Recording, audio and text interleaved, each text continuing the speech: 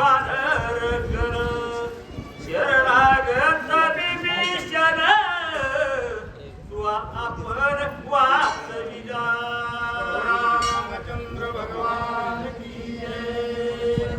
सर्व रामभक्तांच्या चरणी शासनाच्या प्रमुखांची मानायला सुरुवात केली आहे.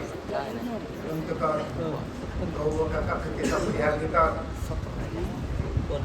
कथा खूप गोडे पण वेळ कमी. वेळेला समयाशी सादर होतात. आता कथा ऐकण्यामध्ये चित्त राहिलं नाही. कथा ऐकण्यात चित्त राहिलं नाही का पोटी भूक काय खेळण्याचे तशी अवस्था झाली. आता सगळेच लक्ष विचलित झाले. थोडक्यात दोन शब्दात सांगतो. ज्यावेळेस प्रभू रामचंद्र हनुमानजीचं उपकार मानतात बाबा तुझ्यामुळं लक्ष्मण जिवंत झाला, तुझ्यामुळं मी वाचलो, तुझ्यामुळं वानर वाचले, तुझ्यामुळं विभीषण वाचला असं उपकार मानतात.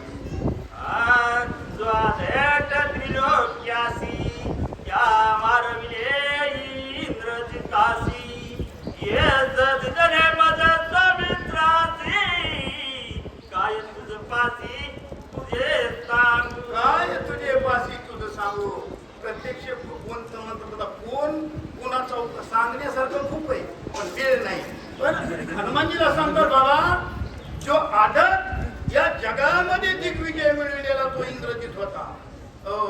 ज्यानं देव बांधवडी घातले होते अशा इंद्रजिताला मारविण्याचं काम तो केलं.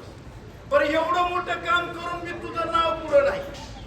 तो पुढे का नाव त्याचं नाही ते सगळं श्रेय दुसऱ्याला देतो. असं तो श्रेष्ठ आहे असं सुख करिता रामासी तू पासली एगेसी सावध करणी स्वामीची स्वस्वरूपाची प्रबोधिनी. देवाला जाग करण्याची सावध करण्याची क्षमता इतरांमध्ये नाही. ते देवाला सावध करीत असतात ते संत असतात. आणि जे कितीही वरडून देव सावध होत नाही ते माणसं असतात, जीव असतात. त्या वेदाची भाषा जर बोलायचं तर ते जीव असतात.